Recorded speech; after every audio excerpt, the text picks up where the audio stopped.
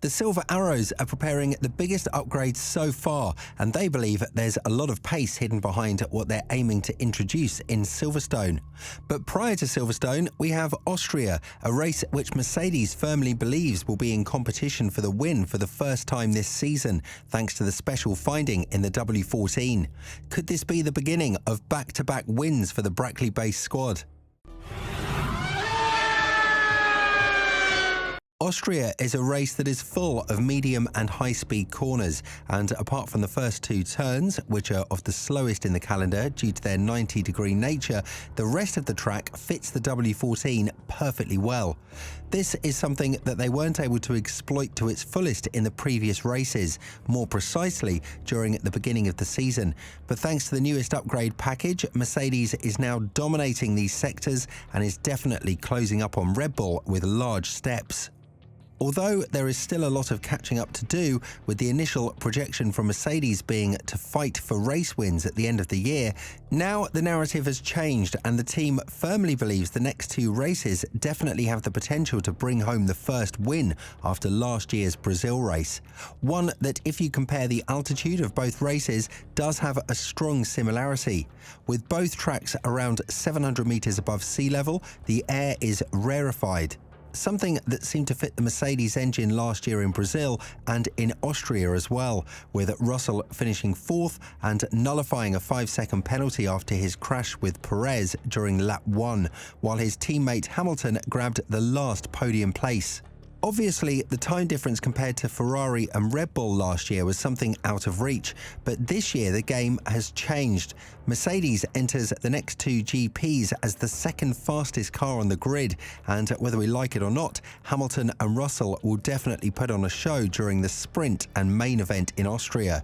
This is a race that hasn't perfectly suited Red Bull since last year, as Verstappen's struggles with tyre degradation definitely raised some eyebrows throughout the grid, because if there was one thing that the RB18 and the RB19 are familiar for, it's tyre preservation.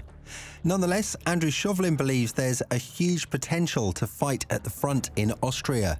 And while the team is not going to bring any upgrades here, but rather work with processed data from the previous races, it doesn't mean that we should expect less competitiveness from the Silver Arrows.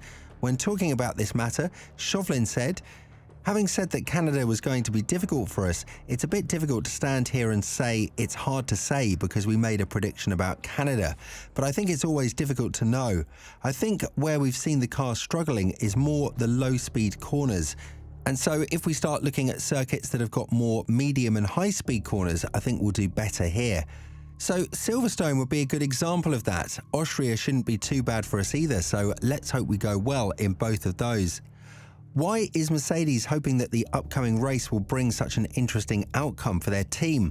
Obviously, what they brought in Monaco and further exploited in Barcelona seemed to have worked wonders on the W14, as Russell was able to climb from P12 to P3 and be at the last podium stander, completing the best weekend Mercedes has seen this season. Barcelona is a track that is full of medium and high-speed corners, something that Mercedes is expecting as well in Austria, and given the fact that they're very close with Aston Martin, it shouldn't be that hard of a mission to beat Alonso, considering how badly Stroll has performed in the previous couple of races. But the goal is to not just beat Alonso, but Verstappen as well, as the Dutchman's lead up ahead is something that is definitely worrying everyone, that we're going to have a monotonous and boredom-filled season. However, with how everything has been going in terms of developing the W14, it doesn't seem like we are going to remain in this Verstappen-dominated window for too long, and this is something that Toto Wolff has spoken about as well. While the Austria GP is one in which Mercedes will bet more on luck and track characteristics such as temperature and weather conditions, in Silverstone they're going to push for one of the biggest upgrades in the season. This is the closest race to Brackley, the home of the team, which effectively means they're going to save a lot of money by bringing the parts to the most proximal destination to their home, the ultimate goal for every team. In Silverstone, Mercedes is planning to introduce a new version of their floor, something that they've drawn inspiration from the RB19's floor specifics. And while it's almost impossible to integrate the complex floor that the Austrian team built on the car, it's safe to say that they can borrow a couple of parts and ideas in order to interrogate them with the narrow chassis of the W14. This itself should be enough to propel Mercedes even further up the grid, and as Wolff said, the competition between them and Red Bull will reach a boiling point much earlier than the end of the season. As he went on to say, "We're bringing a larger set of upgrades to Silverstone, and then we should have another one before the shutdown, the summer Formula One break. The learnings of the car have accelerated a lot since we changed some of the conceptual architecture. There should be decent steps coming in the next 4 races, and we are understanding better the simulations, which correlates with what we're seeing on the track. That has been our problem over the last 1.5 years, but we're seeing good performance gains coming from the wind tunnel. We have a better understanding of what the car needs in order to go fast, what the setups need to look like. The steps are getting bigger now, and we're making good inroads."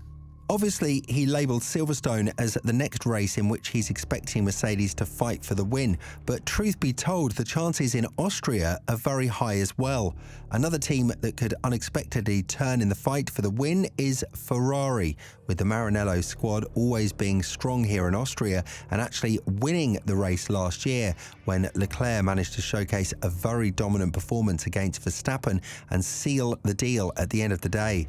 But knowing Ferrari and their history of making strategic errors and blunders, I highly doubt that they'd be able to purely outsmart Mercedes or Aston Martin in the battle for being the best of the rest, not named Max Verstappen.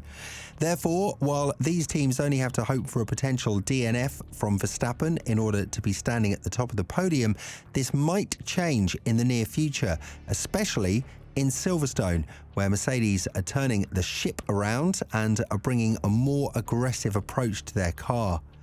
What is definitely a huge plus is the fact that the team found the right direction to develop their car, and it seems like bringing back Allison was the best decision the team could have made in the previous period.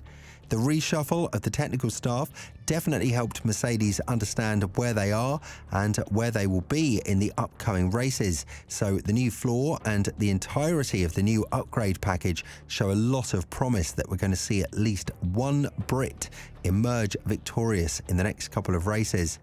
This is something that James Allison has spoken about, and while adding that he's more than happy to be chasing Red Bull in a very exhilarating manner, he also said that the Austrian team is where it is thanks to their good work, and now it's in their hands to be better than them.